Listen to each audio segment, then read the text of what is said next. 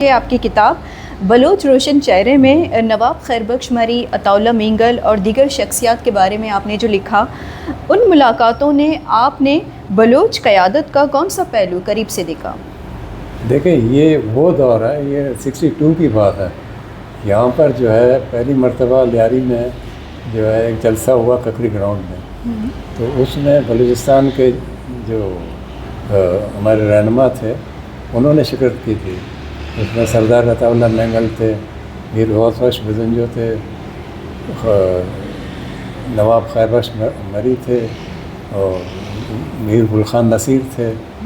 تو آپ یوں سمجھ لیں کہ بلوچستان کا جو مسئلہ ہے یا بلوچستان کے بارے میں جو اس زمانے میں مظالم ہو رہے تھے، اس کی پہلی آواز یہیں سے ہوئی ہے، لیاری سے اٹھی ہے، اور یہیں سے لوگ جاننے لگے کہ بھئی بلوچستان میں جو ہے کیا ہو رہا ہے۔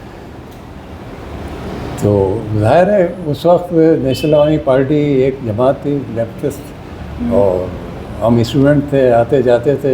لال بخش وند صاحب تھے یہاں پہ، یوسف نسکندی صاحب تھے، ان کے ہم جاتے تھے ان کے یہاں، اور پھر اکبر بارکزئی صاحب تھے۔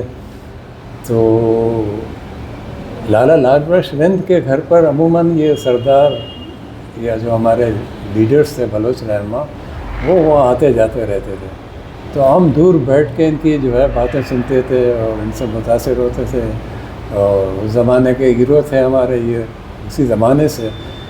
تو وہ جو ہم نے ان کے ساتھ کچھ وقت گزارا، تو وہ یادداشتیں ہم نے جو ہے اپنی کتاب میں لکھ دی ہیں۔ اس میں جو ہے بلوچ رہنما بھی ہیں، اس میں بلوچی ادیب بھی ہیں، بلوچی جو ہے جو دانشور بھی ہیں، اور ہمارے یہاں کے صحافی بھی ہیں، لیاری کے بھی شخصیات ہیں ان میں۔ تو یہ اب سمجھ لیں کہ یادداشتیں ہیں ہمارے۔ سر، اگر بلوچستان کی موجودہ صورتحال کو دیکھا جائے، بلوچستان میں اہل قلم، اساتذہ اور دانشوروں کو نشانہ بنائے جانے کے واقعات کو، آپ سے یہ سوال ہوگا کہ آپ کس تناظر میں دیکھتے ہیں؟ نہیں، ہمیں تو افسوس ہوتا ہے، دکھ ہوتا ہے کہ اہل قلم جو ہے وہ کیوں ٹارگیٹ میں ہے۔ نہیں ہونا چاہیے، کیونکہ یہ معاشرے کو سدھارنے کی جو ہے بات کرتے ہیں، اور یہ علم و ادب کی بات آگے بڑھاتے ہیں۔ تو ان کو جو ہے کم سے کم ہم ان کے لیے کچھ اور نہیں کر سکتے، تو ان کو تو رسپیکٹ تو دے سکتے ہیں کہ وہ آزادی کے ساتھ آئیں جائیں اور اپنی بات کہہ سکیں۔ تو یہ ہمیں تو دکھ ہوتا ہے کہ اگر ہم کہیں سے سن لیں کہ ایسی بات ہوئی ہے، اور ظاہر ہے۔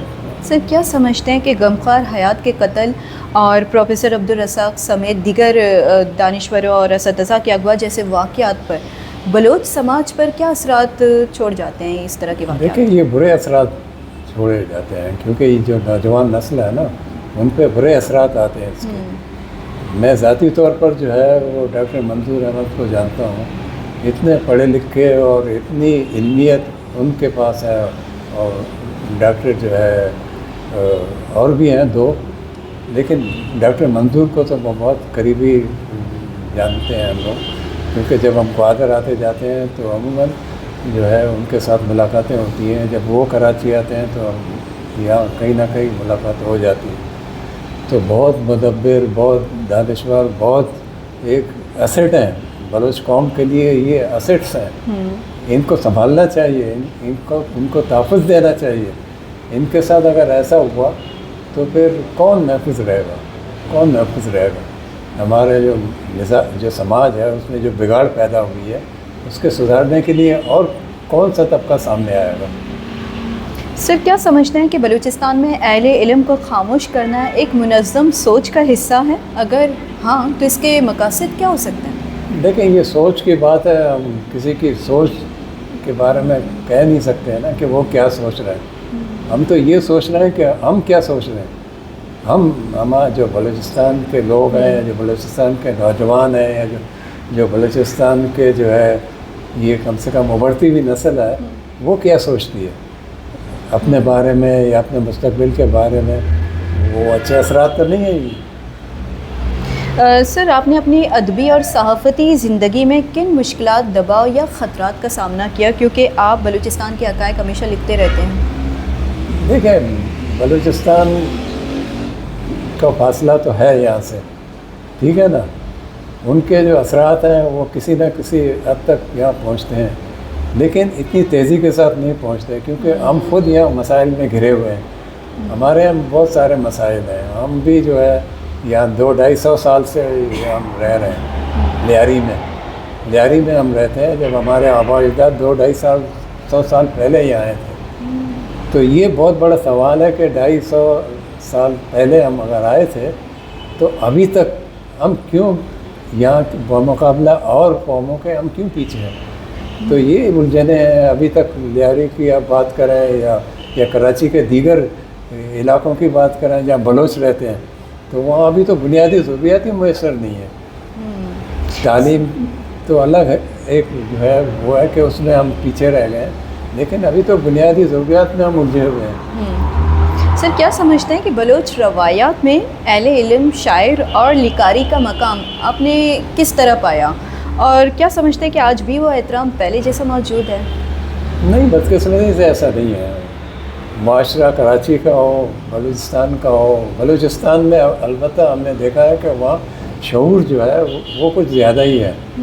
ہم یہاں شہر میں رہتے ہوئے کچھ زیادہ بگڑے ہوئے ہیں، لیکن ہم نے دیکھا ہے کہ جو بلوچستان کے لوگوں سے بات ہوتی ہے یا وہاں کے نوجوانوں سے بات ہوتی ہے تو ان کے پاس ایک ویژن ہے، آگے بڑھنے کا جو ہے جذبہ ہے، عزم ہے، وہ آگے بڑھنا چاہتے ہیں.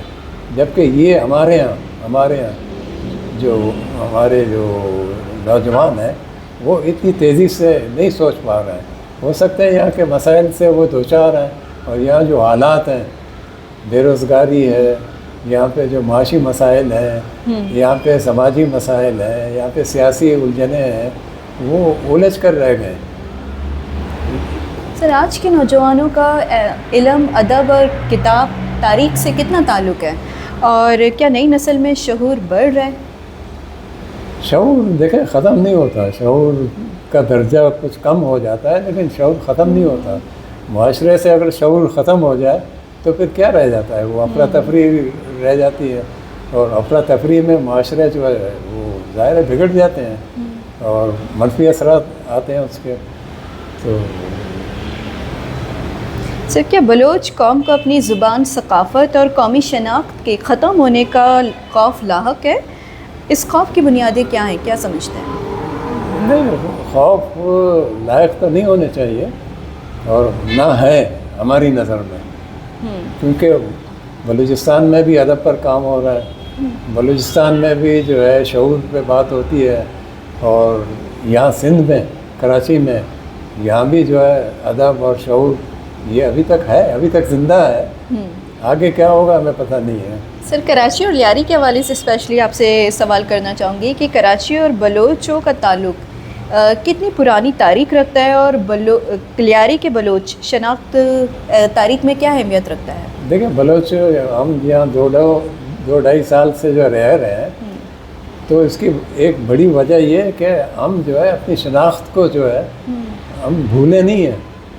اب بھی اگر آپ ہمارے یہاں ہیں تو وہی ثقافت ہے، بلوچی ثقافت. ہماری شادیوں میں ہماری جو رسومات ہیں، ہمارے جو اور جو ایونٹس ہوتے ہیں یہاں پہ، تو اس میں جو بلوچی ثقافت ہے وہ تو حاوی ہے. اور یہاں پہ ایسا نہیں ہے کہ ہم نے جو ہے کوئی یہاں لوکل جو ہے کوئی تہذیب اپنا دی ہے، ایسا نہیں ہے. زبان میں کوئی مسئلے آ سکتے ہیں، کیونکہ آپ کسی شہر میں جاتے ہیں، جیسے آپ مجھے اگر کہیں کہ اردو جو ہے بولیں تو مجھے زیادہ آسانی ہوتی ہے اردو بولنے میں. لیکن جو میں بلوچی کروں گا، بلوچی زبان کیونکہ میرے گھر میں بولی جاتی ہے، میرے بچے بولتے ہیں اور میرے دوست بلوچی زبان بولتے ہیں، لیکن اس میں پھر مکسچر بھی ہے. مطلب اس میں انگلش الفاظ بھی ہیں، اس میں اردو الفاظ ہیں، اس میں سندھی الفاظ بھی آ جاتے ہیں. تو یہ فرق تو ہے. لیکن بلوچستان میں اور خاص طور پر کراچی میں دیکھتا ہوں 2-3 علاقے ایسے ہیں کہ ان کی زبان ابھی تک بالکل وہی ہے جو بلوچستان میں بولی جاتی ہے. اس میں گلیمار بھی ہے، اس میں ہمارے یہاں جو لیاری میں کلوی ہے، یہاں بھی. نزدیک لیاری کی اصل پہچان کیا ہے جسے دانستانہ طور پر پس پشت ڈالا گیا؟ دیکھیں ہماری جو شناخت ہے وہ میں نے آپ کو بتایا کہ ظاہر اکثریت تو بلوچوں کی ہے یہاں پر، اور وہی بلوچ شناخت ہے. لیکن ایک تبدیلی یہ ہے کہ کراچی میں رہ کر اب لیاری میں اور بھی قومیں رہتی ہیں. اس میں کچی بھی ہیں, میمن بھی ہیں, سندھی بھی ہیں, پٹھان بھی ہیں, اس میں جو ہے بروئی بھی ہیں, اس میں میاں والی بھی ہیں, اس میں لاسی بھی ہیں, اس میں بوری طبقہ بھی ہے. اچھا, یہاں عیسائی بھی رہتے ہیں, یہاں پہ جو ہے ہندو بھی رہتے ہیں, لیکن ایک چیز سے جڑے ہوئے ہیں سارے, سب محبت. یہ محبت کی جو ہے وہ کیا کہتے ہیں, کالونی ہے, محبت کی پریم بستی ہے. آپ سمجھ لیں, پیار محبت کی باتیں ہوتی ہیں. کبھی ہماری اتنی ساری عمر ہو گئی ہے, ہم نے کبھی یہ نہیں سنا اور نہ دیکھا کہ آپس میں کوئی بگاڑ اس بنیاد پہ ہو. نہیں ہوا, کبھی بھی نہیں. سر, کراچی اور بلوچوں کا تعلق کتنی صدیوں پر محیط ہے اور لیاری بلوچ تاریخ میں کس حیثیت کا عامل رہا ہے؟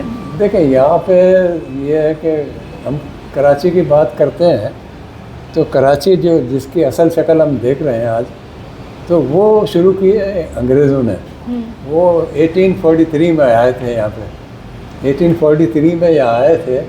اس کے بعد چونکہ انہوں نے جو ہے جان جاتے ہیں تو ظاہر ہے وہ پورٹ کا کام بھی انہوں نے شروع کروایا, یا سڑکیں بنانے شروع کی, یا بلڈنگز بنانے شروع کیے, یا صحت کے مراکز بن گئے, یہاں پہ پارکس بنے, یہاں پہ مطلب ایکٹیویٹیز زیادہ ہو گئی. تو ہوا کہ مین پاور کی ضرورت پڑ گئی ان کو. تو پہلا جو طبقہ, جو پہلی قوم جو یہاں پہنچی ہے, وہ بڑی تعداد میں, ہو سکتا ہے پہلے بھی اکا دکا بلوچ یہاں رہتے ہوں, لیکن بڑی تعداد میں جو بلوچ آئے ہیں وہ انگریزوں کے آنے کے بعد ہی آئے ہیں. اور پہلی قوم ہے بلوچ جو یہاں انگریزوں نے جو ہے وہ ان کے جو مین پاور سے فائدہ اٹھایا. آپ کو پتہ ہے سڑک بنانا اتنا آسان نہیں ہے, سڑک کوٹنا یہ بہت محنت کا کام ہے. اور یہ کام جو ہے بلوچوں نے کیا ہے شروع میں. اور پورٹ کا کام, لوڈنگ ان لوڈنگ, یہ بھی بہت سخت کام ہے, تو یہ بھی بلوچوں نے کیا ہے. اور ٹرانسپورٹ کا کام ہے, اور بہت سارے کام ہیں, یہ جو سارے بلوچوں نے کیے ہیں. تو یہ میرا کو ہو سکتا ہے, میں تاریخ دان تو نہیں ہوں, لیکن میں سمجھتا ہوں کہ انگریزوں کے آنے کے بعد پھر بلوچ آئے ہیں یہاں پہ. سر, مصداق فاؤنڈیشن اور مائن وائٹ کا ذکر آپ نے اپنی کتاب میں کیا. انہوں نے آپ کی کتاب بلوچ روشن چہرے کی پہلی آڈیشن شائع کی. لیاری کی اس بیٹی کے بارے میں آپ کیا کہیں گے؟ نہیں, بہت قابل فخر ہے. یہ تو کیا کہتے ہیں, فرزین تو بہت ہے, لیکن یہ جو لیاری کی چند بیٹیاں بھی ہیں جنہوں نے بڑا نام کمایا اپنے کارناموں سے, سرگرمیوں سے, مثبت سرگرمیوں سے. تعلیم, شعور, ہانی بلوچ ہیں, ان کی بہن ہے, ان کی بھی بڑی خدمات ہیں. یہاں پہ اور بھی ہے, ہمارے یہاں جو ہے زائدہ رئیسی ہیں, ادب میں ان کا بہت بڑا نام ہے. یہاں پہ پروین ہے, انہوں نے انسانی جو حقوق کے معاملے میں بہت کام کیا ہے. یہاں پہ اور بھی ہیں, اور بہت سارے نام ہیں. ہو سکتا ہے اس وقت میں پوری لسٹ آپ کو نہیں دوں, لیکن ہیں بہت. ان میں جو جس کا نام آپ نے لیا تو یہ ہماری بچیاں اگر سب ان کے نقش قدم پہ چلیں, علم کی طرف جائیں, ترقی کی طرف جائیں, ایک ویژن رکھتی ہوں. اور آپ کے لیے دلچسپ بات یہ ہے کہ اب ہماری لڑکیاں زیادہ پڑھنے لگی ہیں بنسبت لڑکوں کے. کراچی یونیورسٹی میں بھی آپ جائیں تو آپ کو بلوچ لڑکیاں ضرور ملیں گی, ایک آدھ آپ کو بلوچ لڑکا بھی ملے گا. لیکن کچھ مسئلے بھی ہیں وہ اس میں, اگر کسی اور نشست میں آپ کو بتا دوں. سر, آپ آج کے حالات کو مد نظر رکھتے ہوئے بلوچ نوجوانوں کو کیا پیغام دینا چاہیں گے؟ پیغام تو میرا ایک ہی ہے کہ علم, شعور, ویژن, اس کی طرف جائیں. اور آپ ایسی دنیا میں رہتے ہیں جو بہت تیزی سے آگے بڑھ رہا ہے, بہت تیزی سے. اور جو پیچھے رہ جانے والے لوگ ہیں نا, ان کے لیے جو ہے مستقبل آپ سمجھ لیں بہت روشن نہیں ہے. اب میں اپنے نوجوانوں سے یہ کہتا ہوں کہ ریسرچ کریں کہ ہم 200-250 سال پہلے یہاں آئے تھے, ہم کیوں ترقی نہیں کر پائے. علم کے میدان میں کیوں ہمارا نام اونچا نہیں ہے. میں کراچی کی بات کر رہا ہوں, کراچی کی بات کر رہا ہوں. ہمارے یہاں جو ہے کیوں اتنی بڑی تعداد میں ادیب نہیں ہے, کیوں اتنی بڑی تعداد میں جو دانشور ہیں وہ نہیں ہیں. چند ہیں جو اپنا کام کر چکے ہیں, اور چند اب بھی نوجوانوں میں ہیں, ان کی بڑی خدمات ہیں, وہ کام کر رہے ہیں, لیکن زیادہ ہونا چاہیے. جس سماج میں جو ہے ہم رہتے ہیں وہ ایک لحاظ سے اس کی ابتدا ہم ہی سے ہوئی ہے, تو اس میں ہمارا کیوں اہم کردار نہیں ہے. یہ تحقیق طلب بات ہے. ہو سکتا ہے کوئی نہ کوئی نوجوان اس بارے میں تحقیق کرے اور ہمیں بتائے. ضرور. رمضان بلوچ صاحب, آپ نے جس سنجیدگی, فکری گہرائی اور بے باکی کے ساتھ بلوچستان, بلوچ شناخت, لیاری, اہل علم کو درپیش خطرات اور نوجوان نسل کے مستقبل پر گفتگو کی, یقیناً یہ صرف ایک انٹرویو نہیں بلکہ ایک تاریخی فکری دستاویز کی حیثیت رکھتی ہے. آپ کی باتوں سے یہ واضح ہوتا ہے کہ بلوچستان کے مسائل کو نہ صرف سیاسی زاویے سے دیکھنے کی ضرورت ہے بلکہ انسانی, ثقافتی اور فکری تناظر میں سمجھنے کی بھی ضرورت ہے.